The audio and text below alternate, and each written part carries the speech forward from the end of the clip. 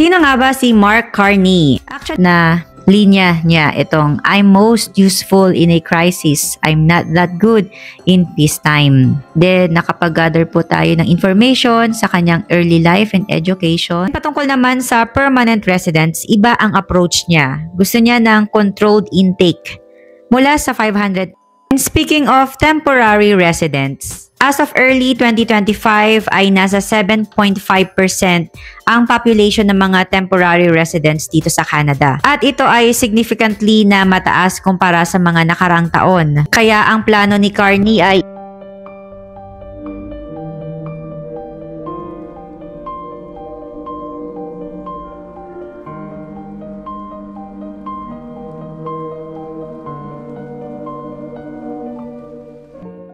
Hi guys! Welcome po sa aming channel kung saan pinag-uusapan natin ang mga buhay-buhay dito sa Canada, ang mga update sa immigration at ang malaking balita ngayon ang pag-upo ng bagong ministro. And marami sa atin ang malaking katanungan ay meron bang pagbabago ang mga immigration rules? Mas magiging mahirap ba or mas magiging organized lang? So alamin po natin sa video natin for today. By the way guys, shout out sa Jimenez family sa pagbigay ng aking, sa kanilang regalo pala. Regalo nila itong snake plant. Ayan, medyo malaki siya.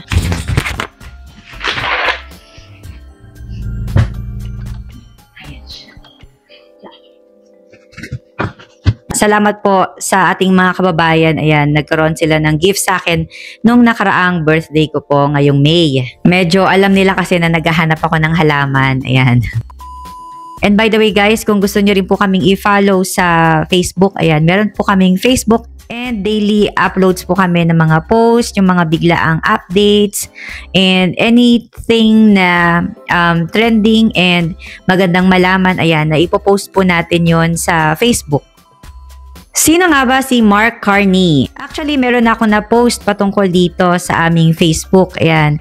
Pasadahan lang natin. Ito po yung post ko noon sa aming Facebook, April 30. Ayan. Meet Canada's new Prime Minister Mark Carney. And merong sikat na linya niya itong I'm most useful in a crisis. I'm not that good in peacetime. Then nakapag-gather po tayo ng information sa kanyang early life and education. Ayan. So mabigat-bigat talaga. Ayan, kung titingnan natin.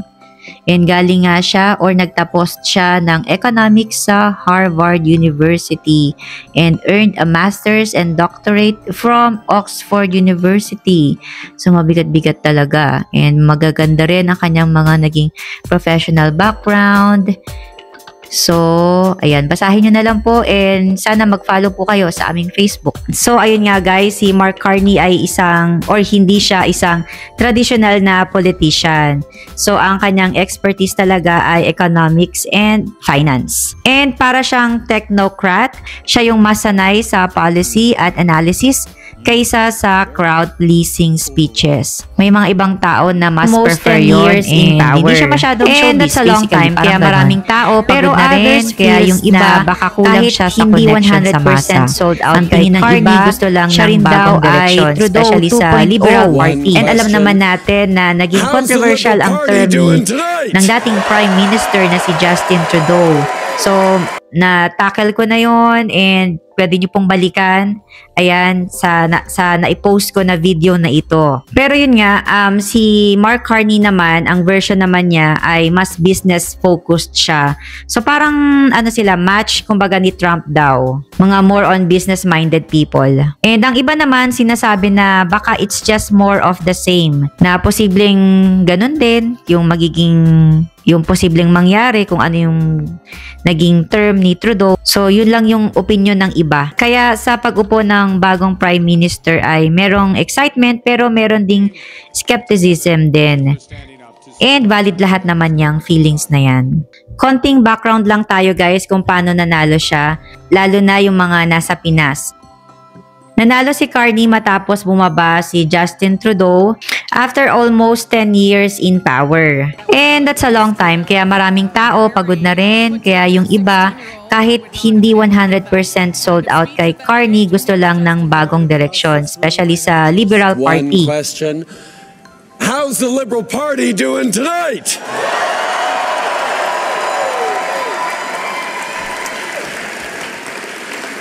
Ella Gray.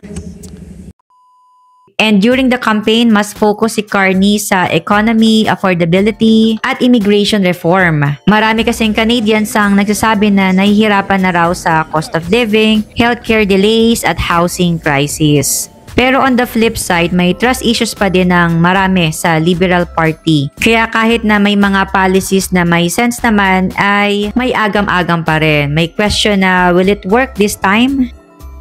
Punta naman tayo ngayon sa pinakamainit na part, ang immigration policies. Carney said hindi siya against sa immigration. In fact, sinabi niya na importante ito para sa economy. Pero gusto lang niya na ma-manage ito ng maayos, not too fast, not too loose. And patungkol naman sa permanent residents, iba ang approach niya. Gusto niya ng controlled intake. Mula sa 500,000 plus yearly na PR target under Trudeau, bababa ito sa around 395,000 by 2025. Then, gradually lower pa. Ang goal nito ay hindi para isara ang pinto, kundi para hindi ma-overwhelm ang healthcare, job sector, housing. And para nga sa iba, may point din naman yun talaga. Pero ang concern ng iba ay baka lalong bumagal ang family sponsorship or baka lumala ang mga backlogs. And patungkol naman sa skilled workers and family sponsorship. Ayon sa plano, mananatili ang mga ito pero mas magiging competitive. Ibig sabihin, kailangan stand out ang profile mo, strong background, high scores, and relevant skills. Pero para sa iba ay good news ito. Parang ito ay quality over quantity. Pero alam naman natin yung mga nasa side ng temporary residents katulad ng mga workers, international students, refugees, ay mga pangamba ito sa mga pwedeng maging challenges na kanilang processing sa PR application or even yun nga, pag-meet pa lang ng requirements sa permanent residency.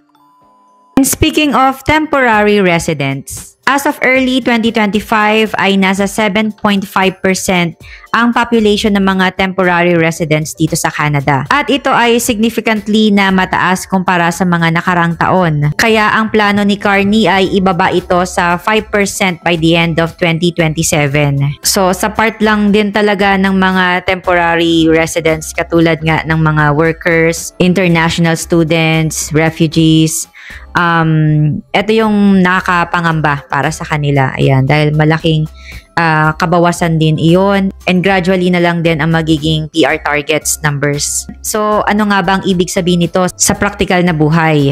Number 1, mas konti ang slots for student visas. Number 2, mas hihigpit ang processing sa LMIA for the workers. And na-share ko nga rin guys no sa aming Facebook ay meron po akong malapit na kaibigan at ayun, manager siya sa isang sikat na fast food chain. Ayan, and bago siya na-hire ay nasa abroad po siya. And more than 10 years na siya nasa managerial position and matatapos na yung kanyang work permit. Pero ayun, hindi siya marirenew, hindi siya i-extend. So, nandun po siya sa point ngayon na naghahanap ng maa-applyan. Talagang significant na at malaman yung kanyang work experience. Ayan, more than 10 years na siya sa industry. And sabi niya nga, ayun, mahirap maghanap kasi ang hinahanap nila ay yung merong work permit. So, nahirapan siya na makakuha ng sponsor. And suggestion ko din na mag-try siya sa mga maliliit na city dito sa Alberta na baka sakali. And ito nga, yung number 3 ay baka mahirap na mag-renew ng temporary status. Katulad nga po ng nangyayari sa aking kakilala.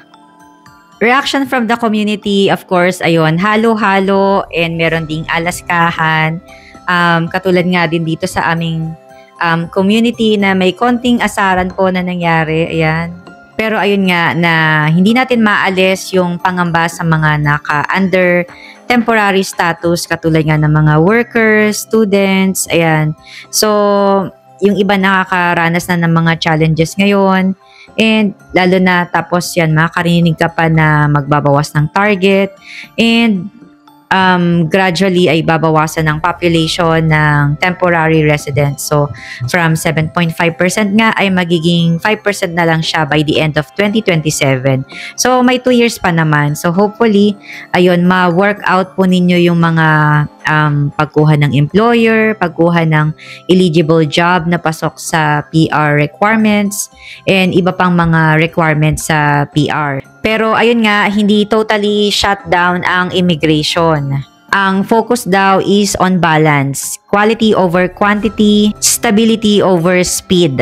Mahalaga talaga na inform ka at handa. Kaya nga guys, no, yung mga nagpaplano na mag-migrate dito sa Canada, mapa-student man and worker, siguro simulan natin sa student, ayun. Dapat ma-aligned yung inyong program sa mga in-demand job dito sa Canada. Kasi yun yung usually na may mga PR pathway, pasok sa mga sa express entry, even sa mga provincial nomination. Kasi guys, ayun, merong mga eligible job lang. Hindi lahat po ay pasok. Pero I believe guys, no, sa dami ng mga requirements ngayon and kind of tinutulungan na rin ng government ang mga future students sa pagpili ng program na kakailanganin nila. Ayan. So, I believe na kapag natapos tong mga students na to, ay isa rin sila sa mga magiging malalakas na contender or malalakas na profile para maka-apply ng PR. Tsaka, ayun guys, importante din talaga ang pagpili ng city destination or province destination. Mas maganda po na yung line of work ninyo, aligned na rin sa kinuhang program, at nasa in-demand list din ng province destination nyo yung line of work ninyo. Kasi guys, ayun, sa pag-apply din ng trabaho ay may competition. So, kung meron na po kayo mga baong-baong work experience sa trabaho na yon, mas magiging maganda yung chances nyo na kayo po yung ma-hire sa mga nag-a-apply din, sa mga kapwa-aplikante ninyo. So, ayun guys, please share your thoughts sa ating bagong Prime Minister. Sa mga hindi pa po nakapag-subscribe sa amin, please subscribe and like our videos. So, ayun guys, take care. I'll see you again. Bye for now.